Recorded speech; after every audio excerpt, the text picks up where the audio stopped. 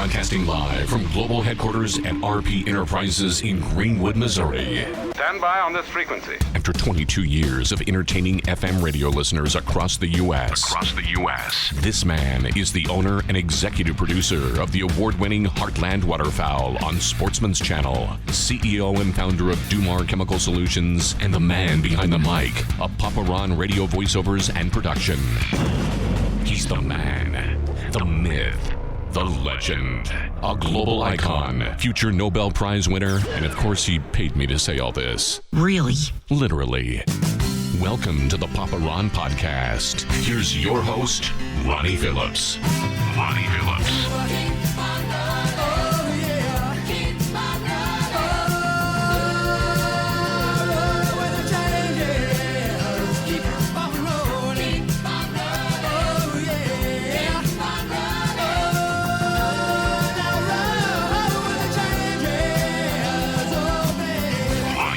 Back for another edition of the Papa Ron Podcast, episode 27. Excited to have you on board and excited to have Jillian in studio. How was your Christmas? Everything good? It was great, yeah. Yeah, How good. about you? It was pretty good. It's a little chaotic with 3 kids, 2 under the age of 2. You find out how selfish you really are. Yeah. You know, like Christmas is no longer about you. Right. It's about them. For sure. And when they're that young, they're very demanding. Real excited about this particular episode. We've been wanting to have this person in studio to have a wonderful conversation, and it finally worked out. And we almost didn't think it was going to work out with all the different things going on with the holidays and family activities. And we thought this might be our one shot. If we don't do it today, we may not get him. Welcome to the Papa Ron Podcast, old-time friend Mark Alford. Thank you, Ronnie. Thank you, Jillian. Appreciate it.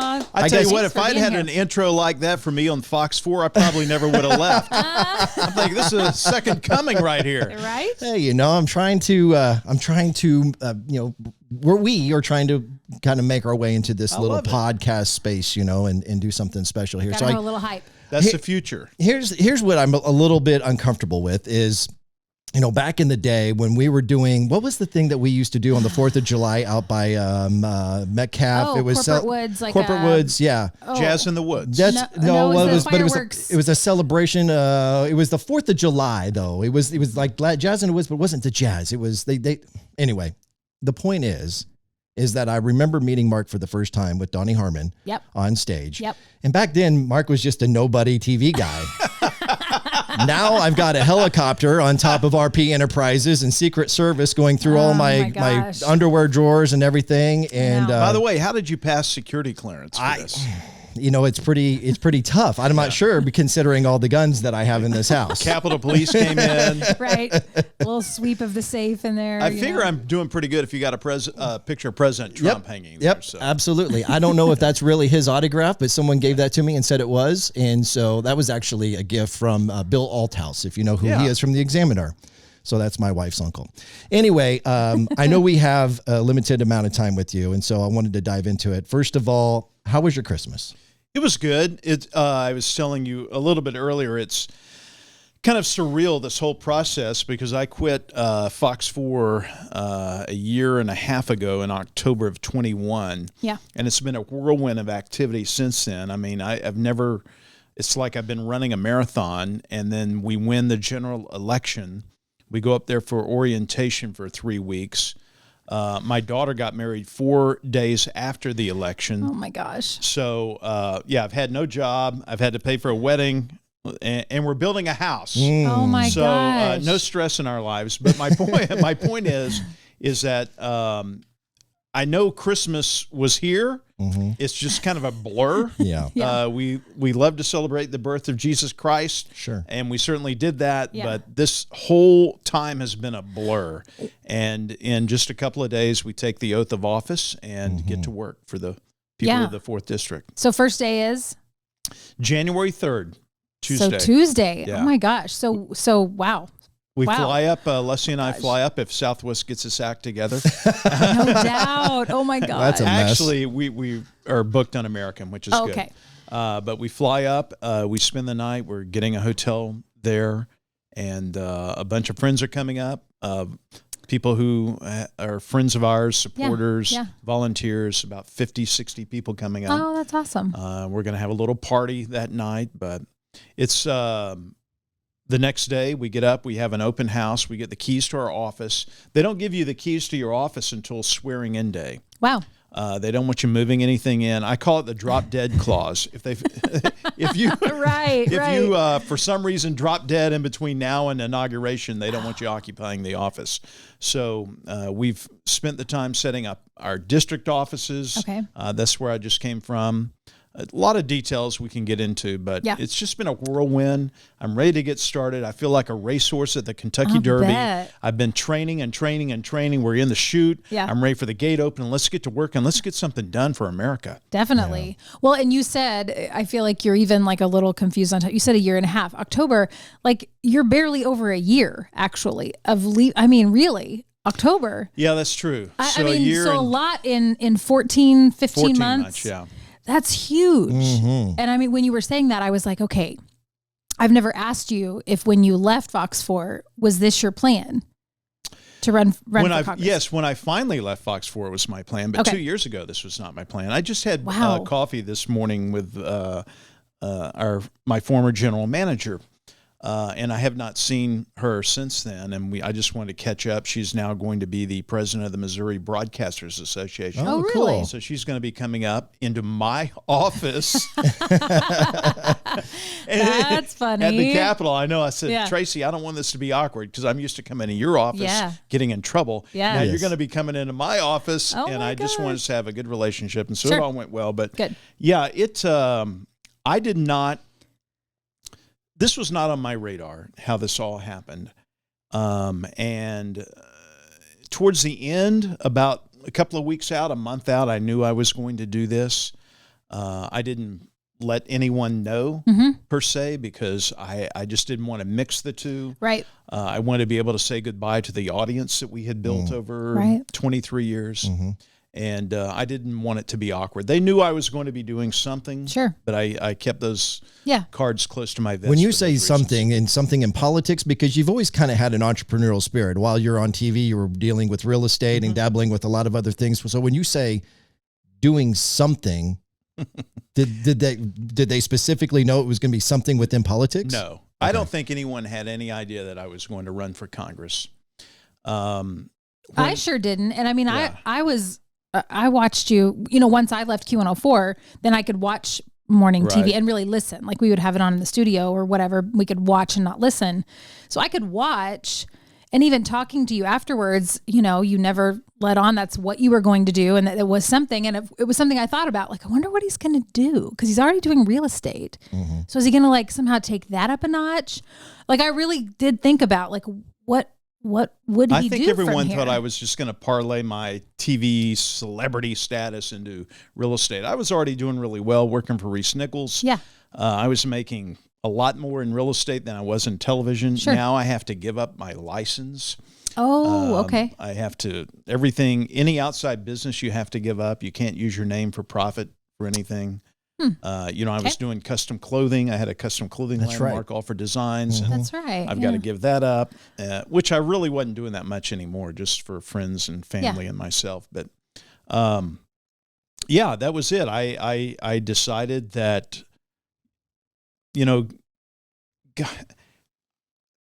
I'm 59 years old. It's hard to say. I'll be 60 next October.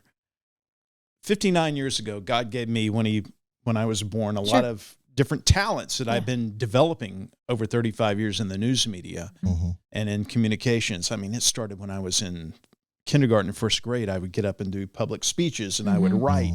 And everything, I think, was prepared for this moment. But I did not know it really until things started to just crystallize all of a sudden. And Vicky Hartzler decided that she was going to run for Senate. And this kind of opened this door, and I had never really thought about maybe an opportunity to use my talents for something other than being in television. I wanted to be in television since I was in 5th grade. Really? My uncle was an anchor man in Oklahoma City. He was like the Phil Witter, Larry Moore of, or John Holt of Oklahoma City in the 80s. Very popular, and I grew up having a lot of respect and admiration for him. He was one of my heroes, along with Johnny Carson and Walter Cronkite. Of course, right. Plus, you probably got the privilege of going into the station and the studio and seeing everything behind the scenes, which just amplifies your interest.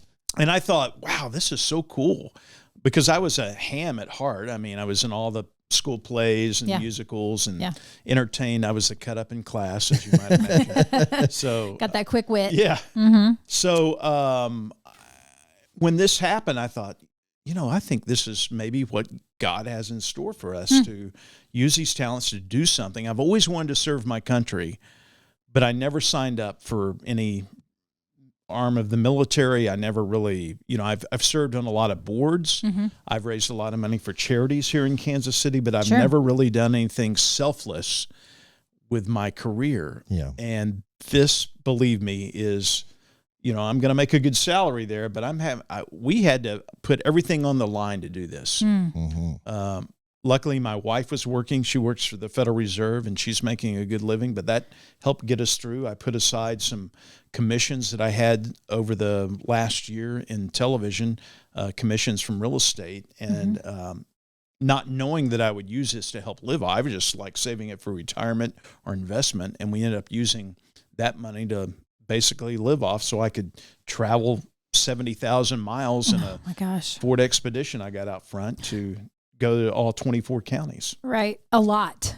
Yeah. You did a lot, because I didn't even see everything you were doing on social media, but you were running nonstop there for a while. Yeah. You seemed very active. Let me ask this, because I've always had an interest in politics.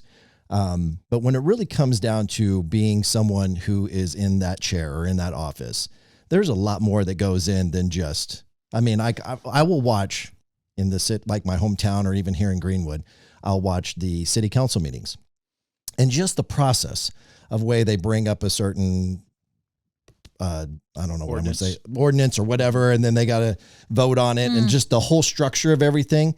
Are you familiar with all of that? And have you been doing any training on that? Like, are you nervous about going in there?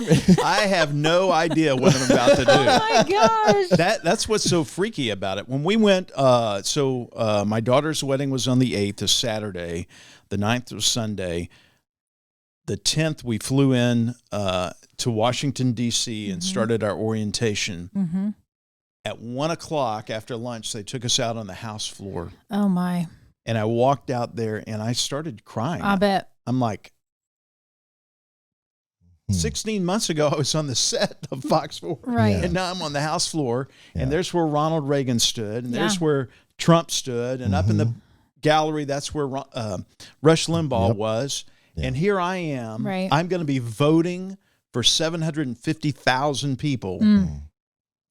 And we're at a point in our country where we've got to see some change, or we're at risk, I think, of losing our country. And this is an immense responsibility. But I have no idea what I'm doing, and that's okay. And here's why. Yeah, I'd love to hear this. Yeah. How many kids you got? 3. 3 kids. So does she. 3 kids. When you have your first baby, you can read all the books in the world. That's true. Yep. But until you see that birth and you see that baby, you don't really feel the immense responsibility, and you don't really know what you're doing, but you learn as you go.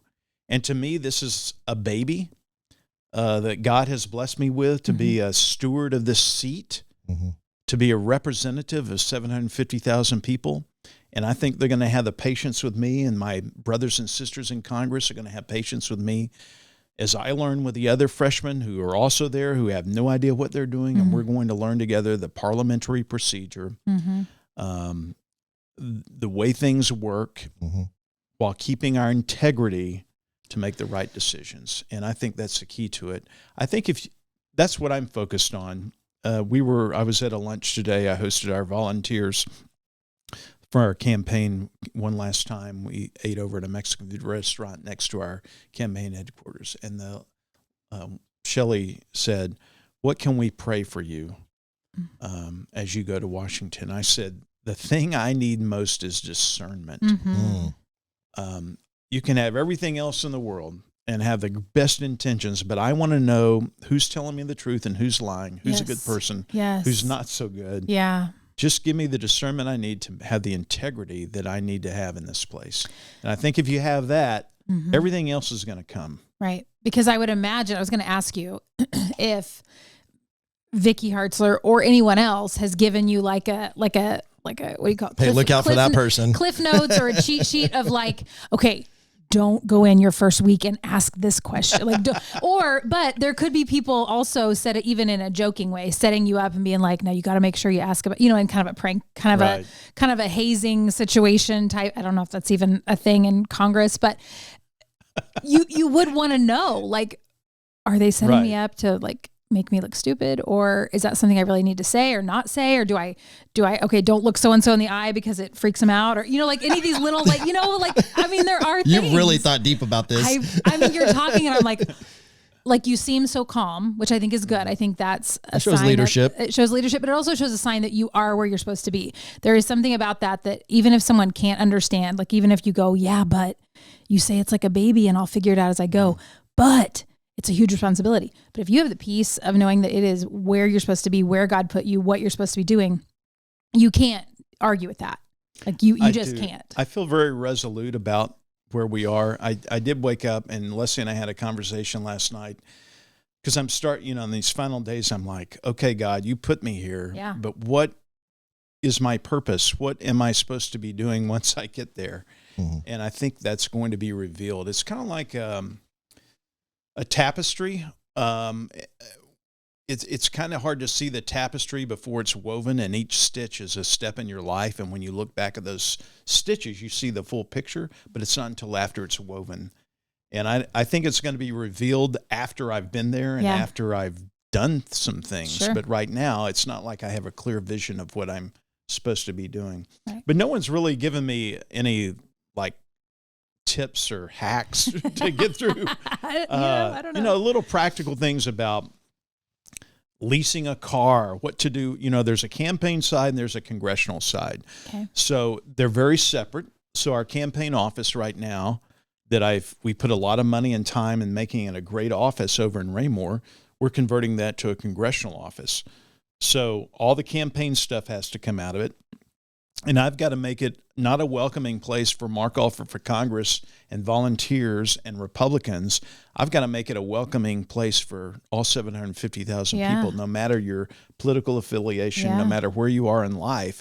I want to make it a place where people come and feel welcome to get help for the problems that they're facing for federal issues, now not state or local issues. But, it's just figuring out these little. And there's so many rules, like the House Ethics book, trying to go through that. I want to make sure that we do everything in an ethical manner. You don't want to end up before the House Ethics Committee. Right. And so it's just a lot to learn, but it's okay. It's fun for me because this is something new. This stage in life, you get to a certain age and you're like, well, what is this all there is, to be on this news set? Making people feel good about getting up in the morning, reading stories, a lot of it about crime. Is that all there is? And I found out, no, there's a lot more. And it's kind of renewed my passion, my lust for, and zeal for life. Good. I wanted to ask this because this has been weighing on my mind from the day that I saw your video that announced that you were going to be running for Congress. And I'm paraphrasing here, so if I screw this up, don't hold this against me. But I remember you making some sort of implication that there were difficult conversations or tough times, maybe at the radio station, or rather the TV station, because you felt like you were being pushed to go or push a certain narrative that was separate from what your beliefs were. Am I accurate in going down that path? You had mentioned something about where you felt... I felt like a fish swimming up a river. Yes. Salmon. Can you elaborate on that into some greater detail? I mean, I'm going to say this, and I know that you're friends with everybody at Fox 4. Nick Vassos, I know he's a very stout... Great guy, liberal.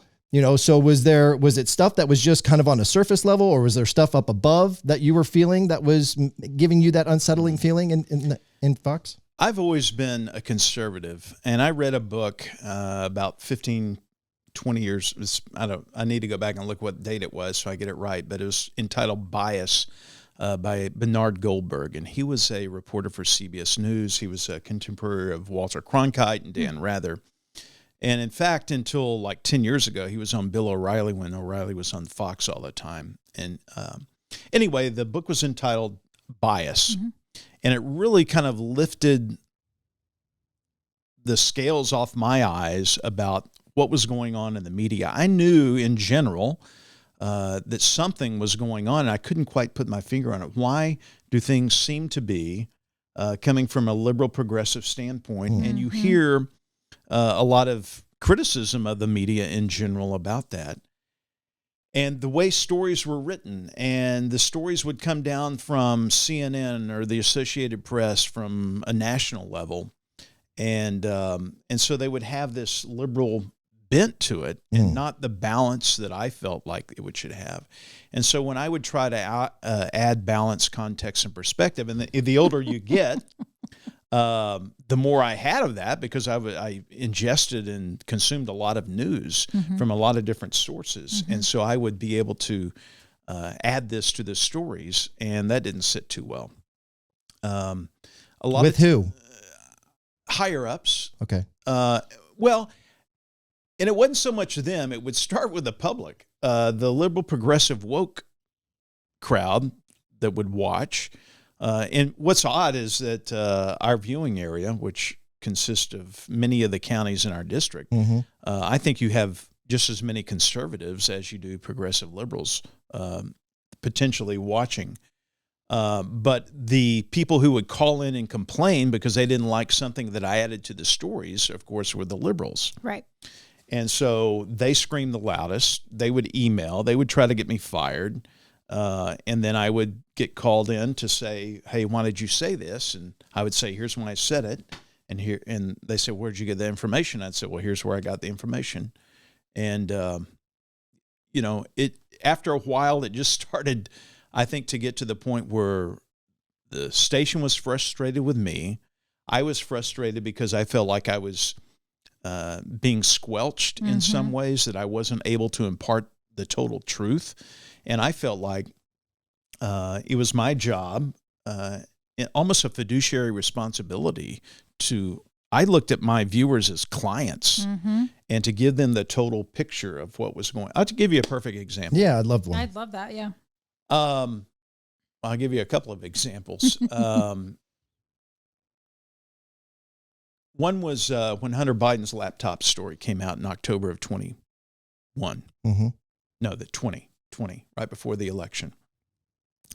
And I had seen it on Fox and some other news sources. The Bobulinski interview that Tucker Carlson had done that was quite revealing and really damning. But that story, as we're shown now by the release of the Twitter files, was suppressed. The media went along with suppressing that story. And I was saying behind the scenes, why are we not doing this story?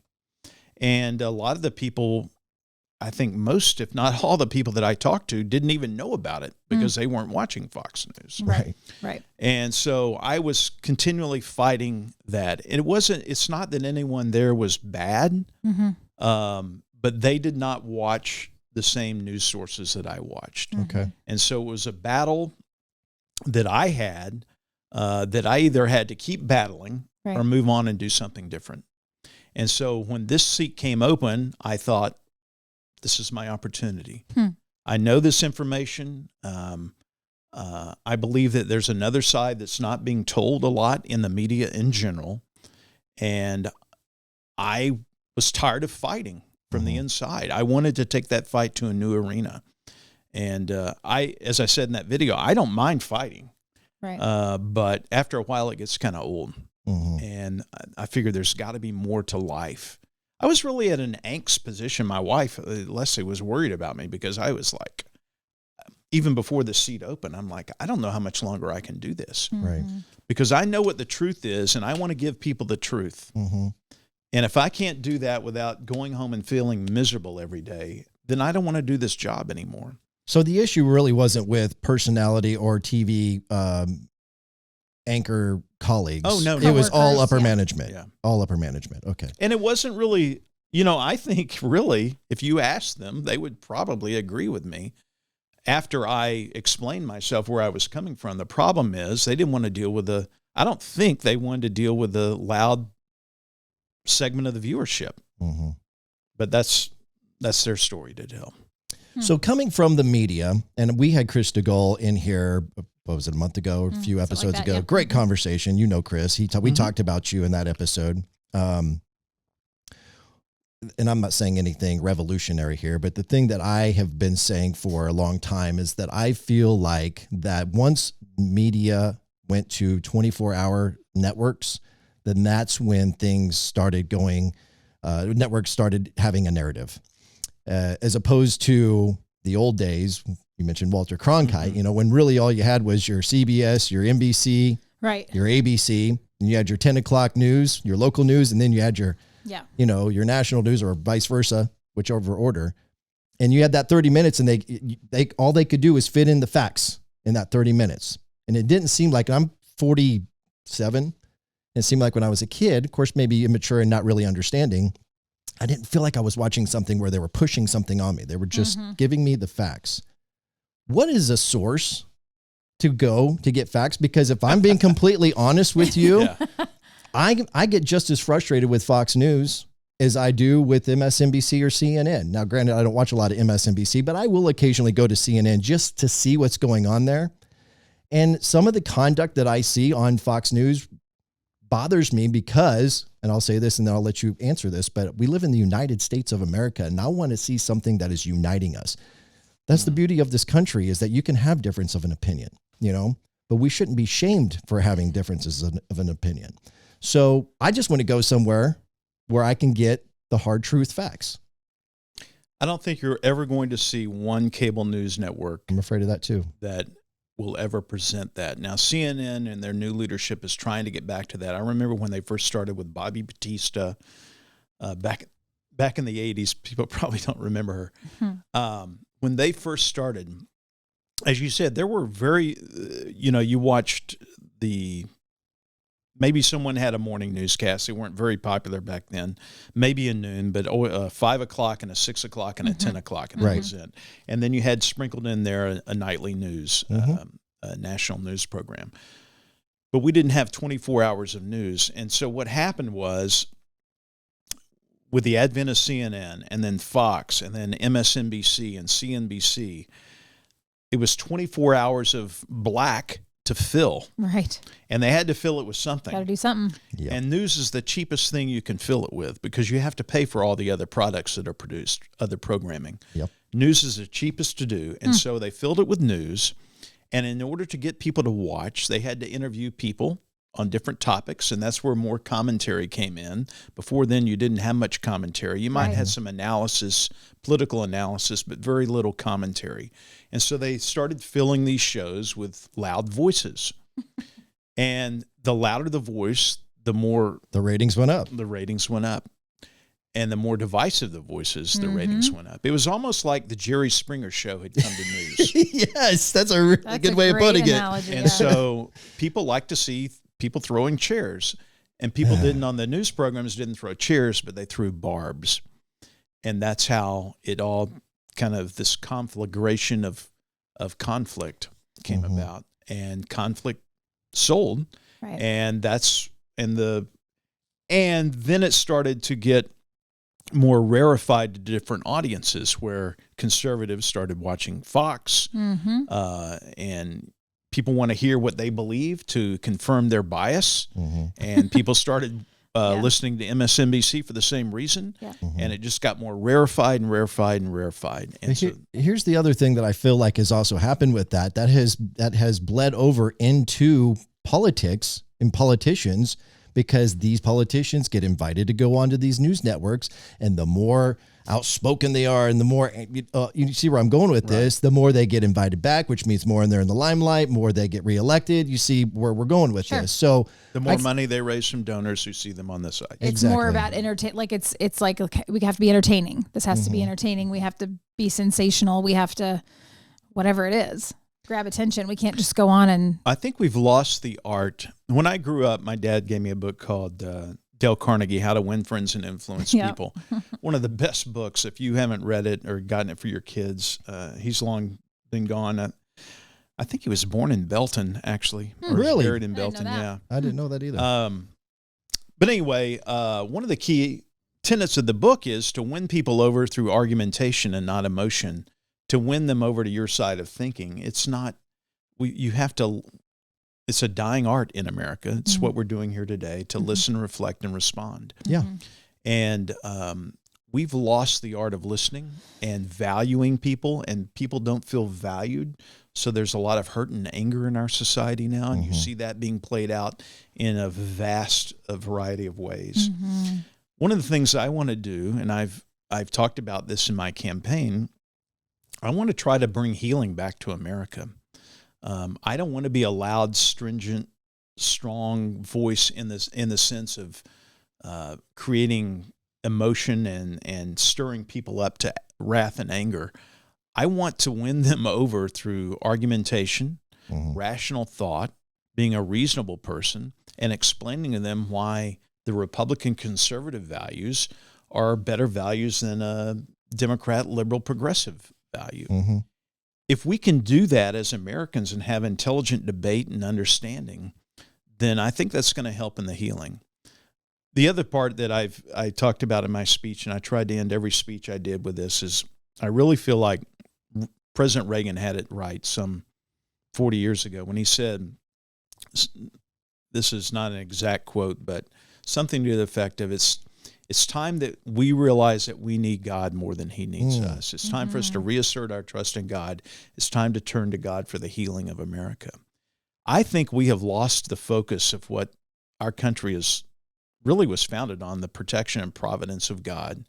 And if we can bring God back into our picture, I'm not saying to convert everyone to Christianity, but the values that God represents, mainly love. If we love our neighbor as ourselves, Nailed it. we're gonna do a lot more for society than we are yelling at each other. There's too much yelling in America. Right, because the fact of the matter is, like you said, you're not going to make everyone a Christian, right? No. You're not going to be baptizing every single person, and everyone's not going to agree on everything. So there are still going to be Democrats, and there's still going to be levels of that, right? There's going to be, But that's okay. but that's okay. Like, you don't really want everyone. It's just like we don't want everyone to act like you, or act like you, or act like me. We're all different. But we can't be so disrespectful to one another just because you don't understand how I feel about something and I don't understand how you feel. We cannot understand each other, but still be respectful to one another and be kind. I don't have to just go, oh, really? You think this about fill in the blank? Right. Well, then I'm not talking to you, and I'm erasing you from my life. I have no time for you, no space for you. Like, what is all the canceling? What is that about? It's gotten to a point where It's crazy. Where we only want to be around people like-minded. I was at the Plaza Art Fair. Leslie and I go every year is our anniversary on September 23rd, and we always go down there. And this was right before, so after the primary, but before the general election, and we were walking around, and usually people stop and talk to me because I had been on Fox 4, but other people were noticing me but not coming up. And I always make it a practice to go up to people, even if they look like they know who I am. I go up and introduce myself, and I did to these two ladies. And they said, "Oh, we know who you are." Uh-oh. And I said, "Oh, really?" She says, "Yeah, we live in the 4th district, and we're not voting for you." Ooh. And I said, "Well, that's fine. I just want to introduce." And we may disagree on some things, and that's okay. Right. No, it's not. We're not even going to talk. I mean, it was a total shutdown, like this anger directed at me. Right. Like, well, if you don't, then don't vote for me. That's fine. Right. But we're still both humans. We still are both citizens of the U.S. Yeah. We've got to work together as a nation to help bring healing. So that's part of the problem that I have, a little bit of frustration. And I think it's no secret that I'm conservative. Jill's conservative. I got Trump's picture on my wall. I'm probably a conservative. But I am really frustrated with the Republican Party. How so? I'm really frustrated with Mitch McConnell. I'm really frustrated with McCarthy. I'm really frustrated with the hypocrisy. And I understand that as humans, at some point in time, we're going to be hypocrites. But we can't be sitting up here on this plateau screaming, glorifying Jesus when we're over here not putting Jesus first when talking to others. And there's a lot of hate and shame and deceitful discussion. And I guess Pastor Phil I go to Abundant Life, and I've been seeing him during the elections over the last several years. And he said, it's not a Republican problem and it's not a Democrat problem. It's a God problem. We're not putting God first. We're not thinking about God first. And so that's going to be tough. I'm not saying it's going to be tough for you because I know that you're convicted in your faith, but you're going to be going into an arena where a lot of people act like they are, but they're not doing it. What's your response to that? I can't speak for anyone else. I know the frustration you feel with the leadership, especially in the Senate, especially this last omnibus bill that went through. I'm like, how in the world is this happening? Which is a whole nother topic. But right, we don't have time for that. Yeah. But look, I'm one person, one of 435 people in the Congress. That's fair. I can only answer for myself to God. Mm-hmm. And I've told people, I don't know if his intention is to have me there for 1 term, 2 years, or 20 years. Mm-hmm. I don't really care. I'm there to do a job and to answer to him and answer to the voters. Mm-hmm. So wherever that takes me, that takes me. There are people, I think, who go to Washington who get caught up in the swamp, whatever you want to call it, the trap, the lure, the electricity, the lust for power,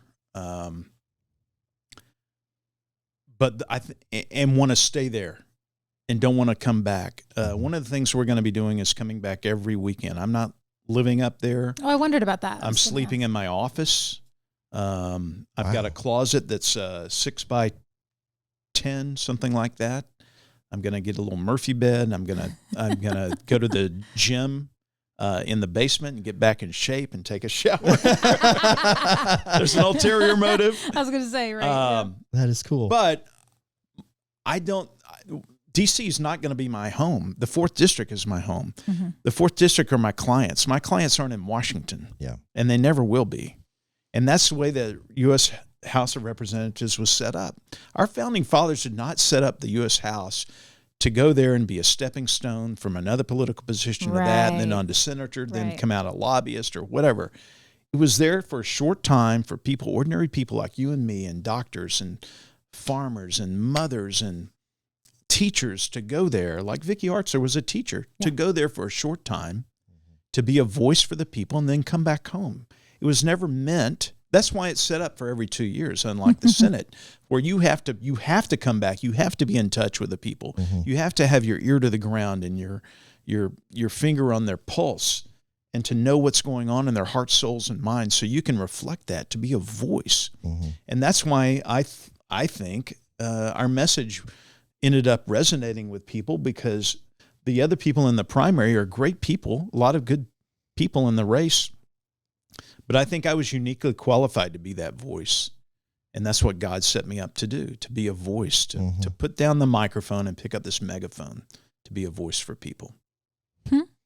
I could keep going with lots of questions, but I want to give you an opportunity to say whatever you want to say. I'm moved by that last part. I am too. That was just really good. There's lots of things I want to ask you about, and I actually have some. Maybe we can end with this. I sent text to some former coworkers at Fox 4 of what I should ask you about, or what we should talk about. For it. No, but we'll do that at the end. Let's do that at the end. I want you to guess who the question. You can decide whether or not to respond to what they said. You can just guess who it was. But anyway, so do you have any thoughts, whether it's hopes or not necessarily like insider thoughts, but like the next presidential election? What do you think? What do you see happening? Like, do you think Trump is going to be? What do you think? Trump endorsed me, right? Mm-hmm. Okay, so which was a whole weird thing in itself. Yeah. How does that happen? Well, he finds out you're going to win, and then he endorses you. Okay. Oh. I appreciate the transparency. Which people are asking me, are you going to endorse Trump? I said, well, if he's the nominee, but he didn't endorse me until I was the nominee, right? Okay. So does he have this phone call with you? Like, does he call out of the blue? Does someone reach out to you and say, former President Trump is going to be reaching out to you. You need to take this call at 12 o'clock noon. It happened. They said, President Trump wants to endorse you. And they gave me a statement of what he wanted to say. And was there anything I wanted to add to it? And it looked good to me. And they said, okay, he'll be calling you in the next couple of days. And this was, I forgot what day this was. It was after August 2nd, of course, but it was sometime it was 2 weeks before so it was late October. Okay. I was thinking, this is taking a while. It was right before the election, right? This is taking a while. And so I was driving from downtown Kansas City. I had some business to do there. I think I'd had lunch with Carl DiCapo from Italian Gardens. And I was driving through, and I got to the Grandview Triangle, and the phone rings. And it's a Palm Beach number. Oh, my gosh. And I'm thinking, oh, man, this is the president. Here I am in the Grandview Triangle. Oh, my gosh. And wouldn't you want to record it? Like, somehow? Well, that's the thing. I kind of wanted to be at home so Leslie could hear it. And oh, my gosh. so the operator. You can't just say, hey, can you give me like 10 minutes and call me back? Kind of stuck in traffic. I'm busy right now. Yeah, exactly.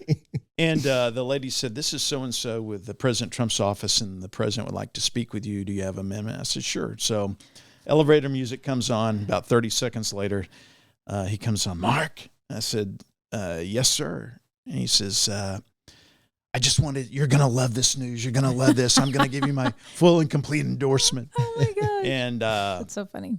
I said, well, thank you, sir. And he read the whole thing that they had already read to me. Yeah. And he said, how does that sound to you? And I said, well, how about America First? We need America First in there. Mark stands for America First, and he's yelling at people, Mark wants America First, get America First. So the conversation went on for a couple of minutes, and he said, you need to come back to Mar-a-Lago. We'll do a big fundraiser for you, and I'm excited for you. Wow. And I said, before we go, Mr. President, I want to tell you this. I'm going up there to do a job, and this president that we have now currently, I think he has intentionally run this beautiful ship called America into this reef of despair. And now there are holes in this ship. And when we get to Congress, we are going to patch the ship. We're going to get it seaworthy again. And then we're waiting for a captain to come back to sit behind the resolute desk in the Oval Office and guide this ship once again to prosperity and greatness. He says, I like that. I like that a lot. I said, but I tell you what, here's another thing. I said, it's one thing to inspire. It's one thing to make America great again. We need to make Americans great again. I like that. We need to inspire people to greatness, and I want to help you do that. Wow, that's really good, Mark. Because we've lost that in America. I agree. We have turned this beautiful country into a nation of victims. And we are not victims. We are victors. We live in the greatest nation ever known to man. And yet people have told us that this is the worst nation. We've had all these problems, the sins of our past. And yes, we still live with some of those stains and residue of the sins of our past. But God is a God of creation and renewal. And he has given us an opportunity to take the negatives and make them something positive. Until we get in that mindset again, we're not going to be the nation that we could be. And I hope and pray that if and when President Trump regains the nomination, if he does, and if he does get to the Oval Office again, there might be a change in his demeanor, his communication, that he will, take his business savvy and what he's learned in government so far and try to inspire people to greatness, because I think we're missing that. That's what you're hoping for, or do you have a feeling that that's the new direction he's going to take? Do you know something? That's what I'm hoping. Okay. Me too. I have no inside information. Me too. We can only hope and pray. Even and I like DeSantis too. I think he's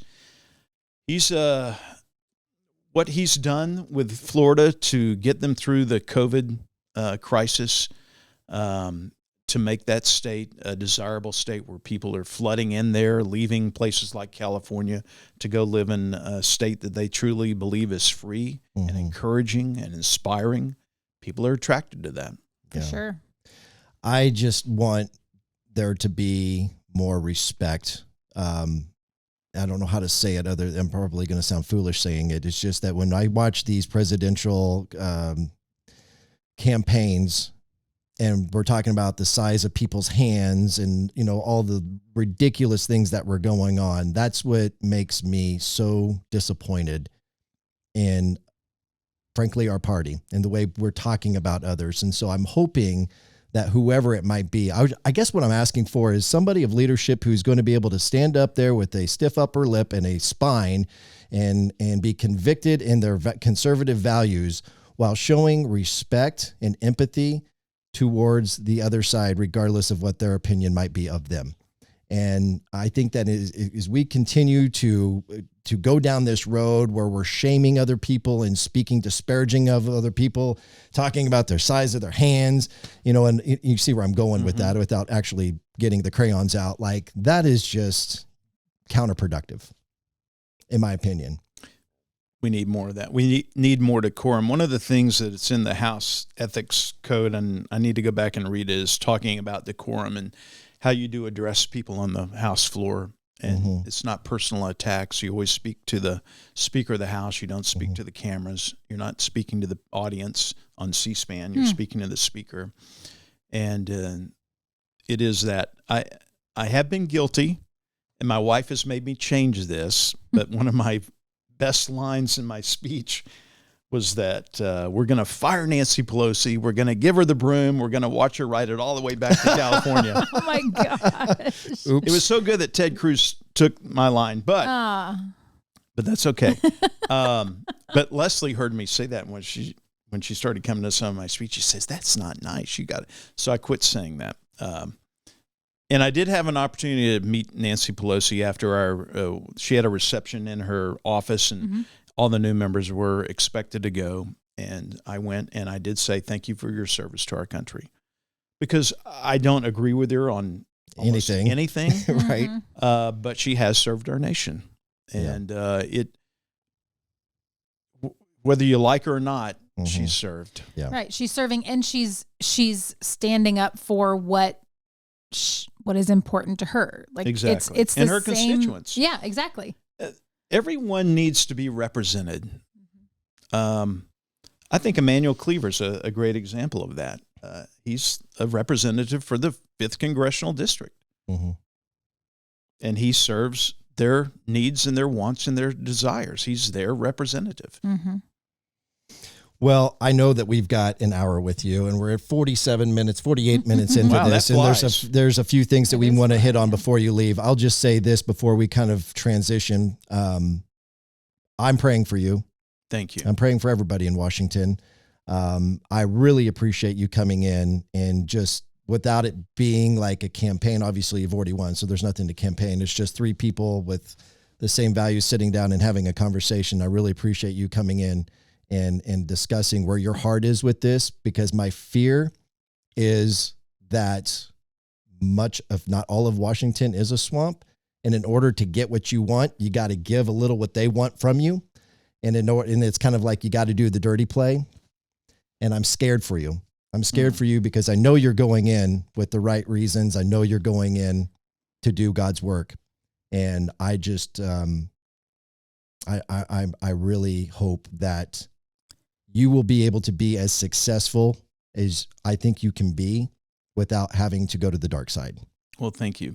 How about we do this? How about I come back a year from now and let's have another discussion, and we'll do a report card on that. That would be incredible. I'm holding you to that. All right. I love that. All right. And I think that was great that when you said that one of your volunteers asked what to pray for you, that discernment, that is the perfect specific.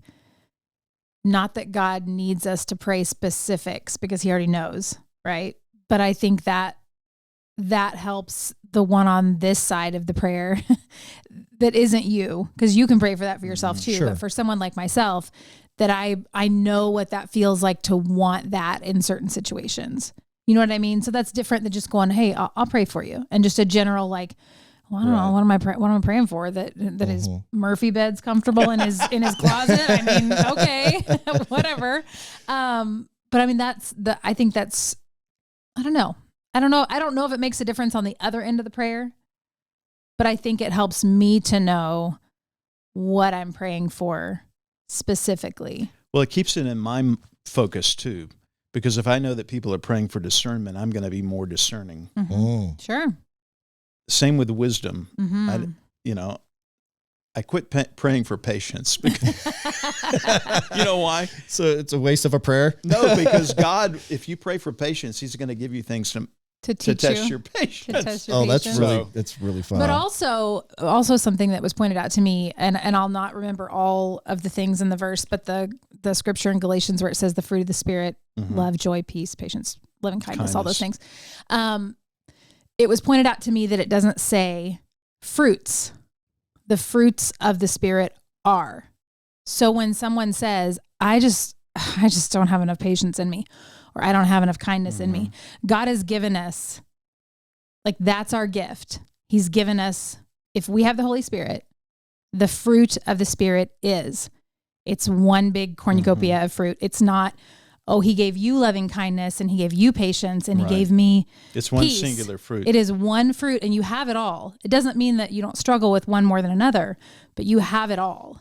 I think that is in layers to this fruit, like an onion almost, and that one is built upon the other. Mm-hmm. I would agree with that. One begets another. Sure. But we can do that discussion later. Yeah, that will be another time. I know you want to get to that, and we're going to close with It'll that. Take a couple but minutes, I would be remiss if I didn't bring up Donnie Harmon. I freaking love that guy. Yeah. I just want to share a couple stories with you. He played in the Q104 Celebrity Golf Tournament and was on my team. I'm sorry. And he uses 5-iron and a putter. Yeah, he had a very skinny bag. Yeah. It was like a junior golf set. Yeah. And he wasn't very tall, so it could have been a junior golf set. And I know you know this, I don't think that I have ever laughed that hard in my life. The only thing that sucked about that entire deal was that we got hit with a severe thunderstorm that day, and he had to leave to go back to the station to report on that. Yeah. Otherwise, we would have got 18 rounds of that just complete hilarity. Mm-hmm. And I will never, ever forget how much laughter and joy I had with him on that day. And then secondly, he would call into I did nights at the time at Q104, and he would call in the hotline just right because we had that experience. We had that time together. So he has the hotline number anyway. He'd call into the morning show. Mm-hmm. He'd call in at night and make some jokes or just say something so stupid and random, but yet it was so funny. Mm-hmm. And then there was I think my last moment with him was maybe a couple months before he passed, and he happened to be at Whiskey Tango. And it wasn't like a crazy night, but we're just sitting there, just the two of us, having a couple beers, and we're talking about everything, just all different things. And I'm curious about meteorology because my dad's a pilot and you got to know a little bit about that to fly a plane. Yeah. And so we're just going back and forth. I know you were close with him. And as somebody who, I don't know if you know this, but this podcast was inspired because of my struggle with mental health and depression and anxiety I was diagnosed about a year ago. Had the suicidal ideation, in a much better place now, but some friends pushed me and challenged me to do this podcast to bring awareness to the issue and use it as an opportunity to challenge myself to be open about it and not internalize it, because that was my biggest problem. Mm-hmm. So knowing how close you are with him and how much of an impact and how much I loved him, I just wanted to bring him up and maybe you just say a few words about your old friend. Well, thank you. And I applaud you for talking about it. I think if anything good came out of Don's death, it was that people in our market, we started talking about suicide and mental health issues. I liken it to when I was growing up in the 60s and 70s, people didn't really talk about cancer. It was the big C. My cousin died of cancer, and my whole family never talked about it. Died of testicular cancer, and they could barely say the word. There's like some shame attached to it. It wasn't his fault. Really? But that's just the way it was back then. It was the big C. Don was a very special friend, and we shared a lot of crazy times. And we were both a little bit frustrated at points there at the station. And I remember during some commercial breaks, Don and I would like, are we just going to die right here on the set together? We're going to be like old men. We're going to be 90 years old and just keel over. And grumpy old men, right? It was like the two guys on the Muppets and the two old men yes. in the balcony. Yes, I can't think of their names, but yes, I know who you're talking about. Don, after he died, Lauren, we together, but it was her idea to make the decision to go on the next day. Mm-hmm. I didn't really want to, but she felt it was important to, because it was right after Thanksgiving, 11 years ago. Still seems like it was yesterday. Yeah. I remember it well. And we went on, and through that morning, we're able to talk about what went on, and we shared a lot of tears. And Don was probably the most loved person in Kansas City who was on TV. And so I think that openness got people to talking, and I after that got a lot of calls from people wanting. I don't know if they wanted counseling from me. Not that I had any expertise, but at that time the hotlines weren't that prevalent of where to go for help. Yep. Or they would call and couldn't get the help they needed, or the services weren't there. And so for a long time, I dealt with that, trying to help people, just listening to them. Or they would call and say, my son, is having this issue, and what advice do you have? And I said, well, you need to consult a professional, but just try to get him to talk until you can get him to a professional. A couple of years ago, somebody at our station contacted me and said, hey, this person wants to meet you. And I'm not going to use any names, but I met with a mom, and she told me this story that her son at the time was, I don't know, early teens, and they were watching this unfold, Lauren and me and others talking about about Don's death, his suicide, and us crying and sharing our emotions. And the son said that morning, Mom, I'm thinking about doing the same thing that Don did. And she got help. And today, that young man has 2 children of his own and may not have been there now. Right. And those kids not been there now had we not been open to talk about mental health issues. I also liken it to, I know this is a crazy analogy, but I had a Chevy Suburban that I bought in 2003 when I got a new contract at Fox 4, and I thought, I'm going to go out and buy a new car. We had young kids. Yeah. I got the nicest Suburban I could get. $45,000. Back then, that was a lot of money. Yeah. They're now like 120. I was going to say, yeah. I put 450,000 miles on that. Wow. Something like that. Dang. But I didn't drive that Suburban for 13 years, or for however long that was, 10 years, and put that many miles without changing the oil. Yeah. Without getting new tires, without regularly servicing.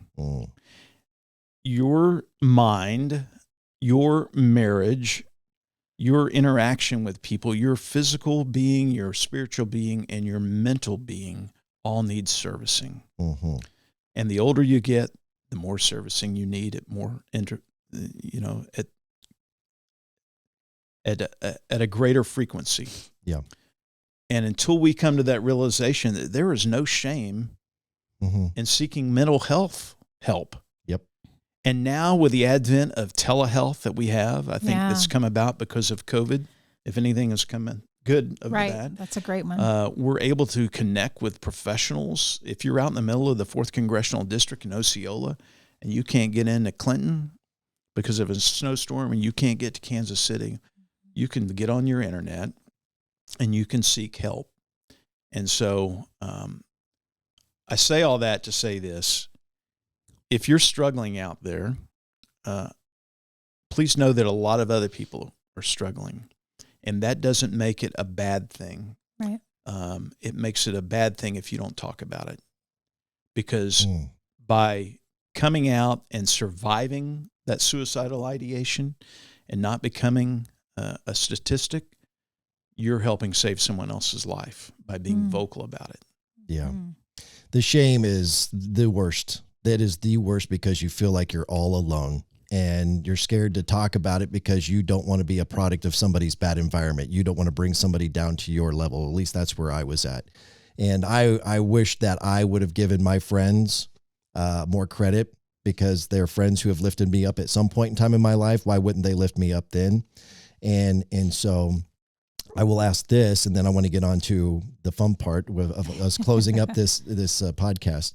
But internalizing was what my biggest problem was. For 2 years, I internalized, and it just got worse and worse and worse. And of course, I don't know if you know this, but I have a TV show called Heartland Waterfowl. Of course, did radio for all these years. I got this large, much like Donnie. Gosh, a guy who's just full of life and personality and laughter, and he's making so many people laugh. I would have never, ever guessed that guy was going through something. Many people, until I came out on this podcast, would have ever guessed that I was going through something. So the internalizing was what the biggest problem was. So my question to you was, did you know that something was going on with Donnie? Had he talked to you? I knew. In fact, when you go back and look at the videotape that we did, you could see it progressively getting worse. I knew, and I said, Don, let's go get help together. I will go with you. And he said, no, I don't need help. Yeah. I think that was the most, I think he realized what was going on. But kind of wanted to protect us from that in some weird way. Yeah, no, I get it. But yeah, I knew that, I didn't know it was to that point. Yeah. But I knew that he was having trouble, and I didn't know how to help. I didn't know what to say. I think one thing that we do, and you probably do this at church a lot and others, when you meet people, hey, how you doing? How you doing? How you doing? Yep. And you're not really, it's like, might as well be saying the moon is blue. The moon is blue. The moon is blue. Yeah. To really ask that in a way that you really want an answer, and you're okay if someone wants to stand there for 15 minutes and talk about their problems, or go to a side room or something and really, I think we're so afraid of being vulnerable as humans because it shows weakness, and we're so caught up in power and control in our society, that strength is really in your weakness. That's where the strength of God and Jesus Christ reveals itself. And I think it was the Apostle Paul who said, I become weak so he can become strong. And no matter what you do, you've got to leave room for God, and that weakness certainly does that. Yeah. You guys, last question, Jill. Yeah, no. You guys started an organization or a foundation or something in memory of Don. Called You Matter. You Matter, right. And so can you expand on that, or give, like, if somebody's maybe listening to this, because there are people who listen to this podcast because of my story. And so if for whatever reason they are feeling lost, alone, ashamed, what can you, through that organization, provide them or suggest to them to get help? The You Matter campaign came out of my eulogy for Don, because Don didn't really, this is the weird part, everyone loved Don, but Don didn't feel like he mattered. Yeah. And so I talked about that in the eulogy and why he did matter, and that kind of odd thing that was going on in his mind, that he just didn't see reality. It was hidden from him. So Fox 4 started the You Matter campaign, and it's basically a public relations campaign to bring awareness to mental health issues, and giving hotline numbers. If you Google You Matter and Fox 4, it should come up. Okay. And there's now the National Suicide Hotline that I haven't seen how that's progressing, but I know it's federally. I believe there's some federal funding involved with that. One of the big platforms of my campaign has been and will continue to be, hopefully getting on the House Armed Services Committee, mental health issues. We have 24 service members, veterans who take their lives each day on average. You know, for the greatest country in the world, that should not be happening. We've got to provide the resources for our veterans and current service personnel that gives them stability in their lives and gives them hope for the future. Yep. And we've talked about PTSD on this show in a couple of different episodes. They come back and they just don't have that brotherhood that they had when they were overseas, and they feel alone and they don't feel the people love. here don't understand and they can't relate and all those things. Exactly. Yeah. Okay, well, let's go ahead and wrap this up then. I guess, Jill, you've got some you got some fun. So how's this game played? It's not bad. Okay, so I'm just going to show you. I screenshot what their response was. And you can either respond to what it means, if it means something, or you. Do I have to guess who said it? I mean, I think that would be fun. Kind of, maybe because it might be. I can't tell because it's so obviously you asked inside. people at our station at Fox 4, just a couple. Yeah. And you asked them what? So this was, I just said I'm going to be doing a podcast with, it says he loves saying jalapeno on a steak. Uh-huh. You know where that comes from? You ever seen Jeff Dunham, the ventriloquist? Yes. Yes. So he has a puppet. It's a jalapeno on a Oh, yes. I remember that. Yeah. on a steak. On a steak. So it's basically a jalapeno on a steak, and he makes it talk like this. So Jeff Dunham, here's an odd story that comes about from that. So I started at a TV station in Waco in 1988. I met Leslie there. She was a producer. I was a reporter. Jeff Dunham was one of our cameramen in the studio. Is that right? He had gone to Baylor. Wow. He did side parties as a kid with these ventriloquist dolls. And have you seen the one that he has, this Walter, the old man? That it looks like Biden. Joe Biden, yeah. At a going away party for someone at our station, we had gathered over at the sports anchor's house because he's the only one who could afford a house. And yeah. Anyway, I was making like $5 an hour. Yeah. So we gathered over there for this party, and Jeff says, "Hey, I've got this new act I want to try out on you guys." Oh my goodness. He brings out this new puppet, and it was Walter, and one of his first appearances with Walter. Wow. And now I see him, and he's like a multi-gazillionaire. Right. Sure. Like, did you ever go see him in Vegas? No. Does he still have the Vegas show? I don't know if he's there anymore. He came to West Palm once when I was a reporter there, and we almost got to go see him. I didn't do it, but You get to stay in touch with him? No. I'm thinking maybe now You're I'm kind of in Congress. I got a helicopter on my damn building here and Secret Service running around here. No, we I'm might kidding. have a reunion. I don't know. That would be really cool if you guys could. So who is it Who do you think that brought that up? Jalapeno. Was that Carly? No. Michelle? No. Abby? Okay. Process of elimination here. Hold on. The other person said, the same person said, ask him his favorite sayings when I would do weather forecasts. It could be worse. Oh, Kathy Quinn. I was gonna. Well, the only reason I knew that is because you work so closely with her doing the Cars for Heroes. Kathy is. I was watching her the other day when the weather turned bad. I thought, I'm going to watch Kathy, and she didn't say it on this, but they always make you drive around in the car to show how the road conditions are. Yeah. Yes. Which is, I think, hilarious. Anyway, don't be on the roads, but we are. Yeah. But she would always say, "Slow down, take it easy." That was like, she didn't realize she was saying that, but she'd always say that. That was kind of her out crutch. Yeah. Slow down, take it easy. And if ever, she's such an optimist, which I love. I love her. Which is very difficult being in the news business. Yes. But there would be a horrific story about something, and she would say, but it could be worse. It could be worse. She'd always find that it could be worse. Oh, wow. Aww. Well, she also said, tell him I love him. Oh. That was her little add-on at the end. Okay, so the other one, I just have one more. So this is, I screenshot the whole thing so you can just see it. And you got to read it out loud. Mm-hmm. It's a two-parter. You know where this is at? What this is about? Mm-mm. Ask him if he wants his coffee on set before the interview begins. All right, so that's one. That's one comment. Okay. So there was a hit piece that came out in the Kansas City Star. Okay. They went out of their way to try to find people to disparage me who I'd worked for. And one of them said that I forgot the quote. You can go look it up. It was like, Mark demanded that I have coffee on the set. Hot coffee every morning. Oh, that was my job. I'm like, who? I wanted to say, do you know my wife? If she ever heard me talking to anybody like that, she would have done Elena Bobbin on me. You know what I'm saying? Yes, so I did. that did not happen. Right.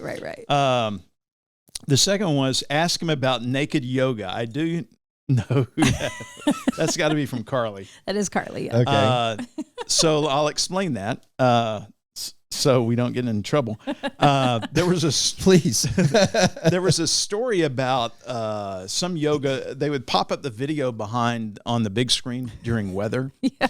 And there was some pose that's the baby something. I don't know. But it's very kind of an explicit contortionist pose. And we were talking about naked yoga or something, and it just kept snowballing as it tended to do on the morning show into a level that probably we shouldn't have gotten. So this popped up on the green screen? It's viral, actually. Yeah, on the green screen. Okay. And she started laughing and couldn't stop laughing.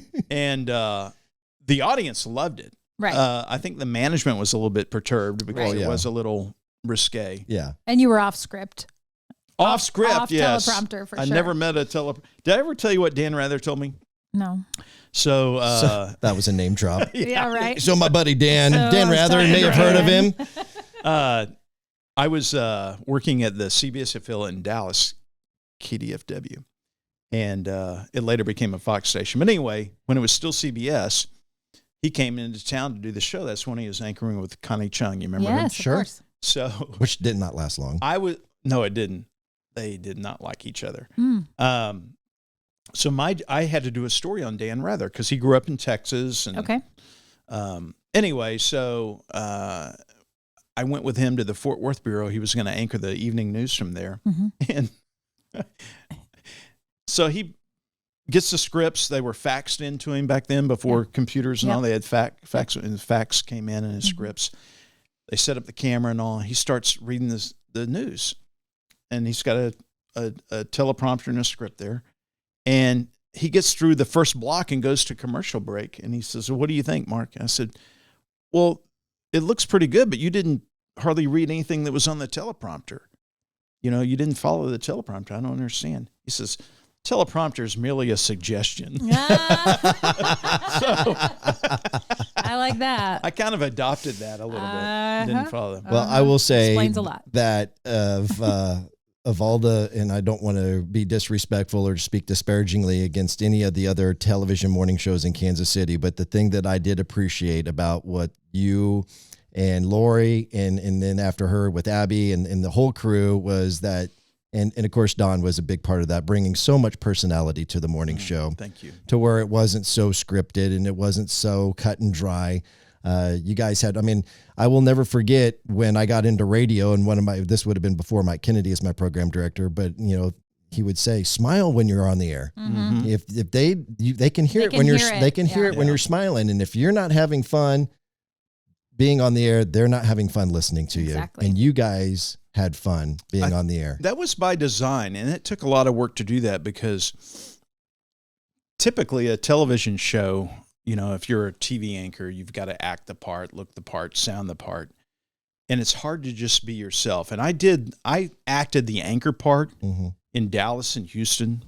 I wanted to be Joe Professional. But when we moved here in 98, I decided if my wife was from here. I was in market number 9 and came to market 33, took a big cut and pay to come here. But I thought, if I'm going to do this, I'm going to be myself. And I want to do this morning show to where it's like a radio show. Yeah. And we're sitting around and I'm reading the newspaper and I'm reading through stories like we're sitting at the breakfast table and I'm going, well, that doesn't look right. Wait a minute. That doesn't add up. Yeah. I always felt like I was on the side of the viewer and that we were sitting around as a family.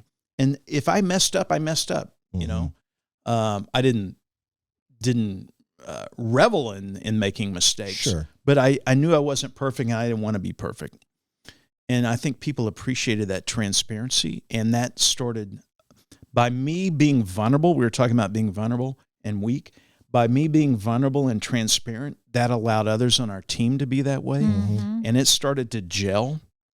And I don't think, I'll ever be a part of anything like that again. It was, I think for a couple of years, it was the perfect morning show. Mm-hmm. And I'm just honored that Fox 4 and WDAF allowed me to be a part of that. And I used to get in trouble early on, and these bosses are no longer there, but they would say, why are you making jokes or why are you having fun? I said, because people don't want to hear about shootings when they wake up in the morning. Right. I mean, I know that's important. And these are important people, and they're not just statistics. Don't get me wrong in that. But people getting up, they've got to feel inspired. It's like what I'm trying to do now in the political realm. For sure. Yes. Is that we have serious things, very serious things going in America. But if we can't take a moment to laugh and be inspired, then we're not going to move forward.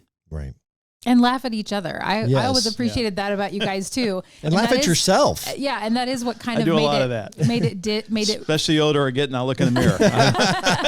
but made it feel like the radio, which obviously we can relate to, of trying to just be yourself and be funny, and certain personalities work together. And I mean, I think that you guys had the same team or most of the same team members for long stretches of time. Mm-hmm. You didn't have new people in and out every 12 months for the most part. Your main people were your main people for long stretches of time, Mm-hmm. especially you. I call it the old underwear syndrome.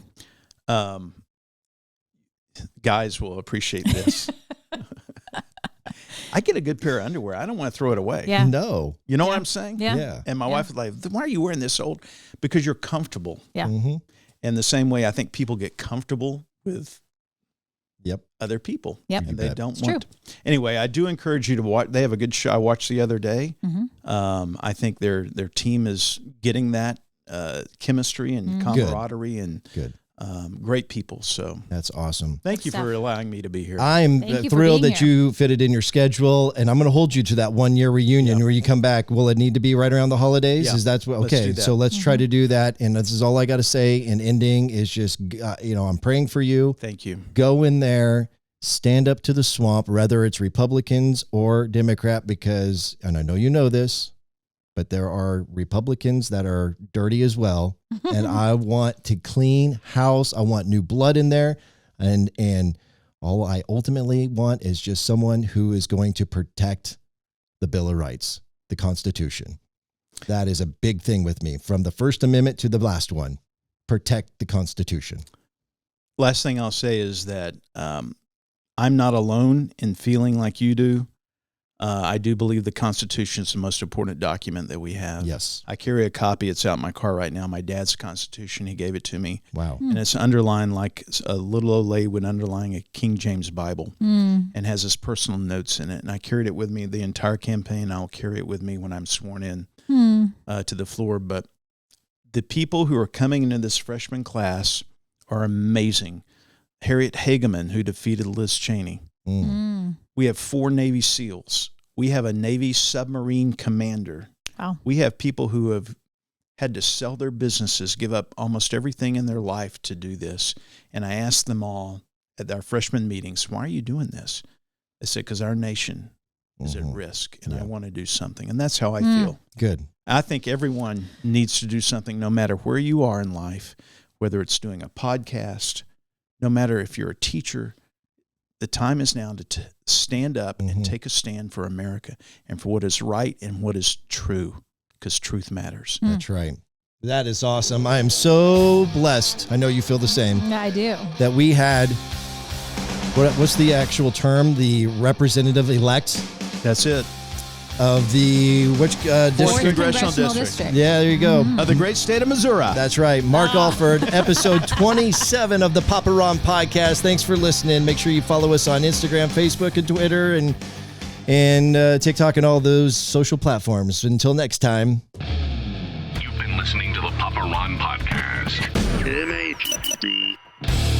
If you enjoyed this show, hit subscribe now and tell your friends on Facebook, Instagram, Snapchat, TikTok, and other social platforms. To participate on the show, leave a message with your comments or questions by calling or texting 816-558-6389. That's 816-558-6389. Until next time, thanks for listening to the Papa Ron Podcast. Papa Ron Podcast.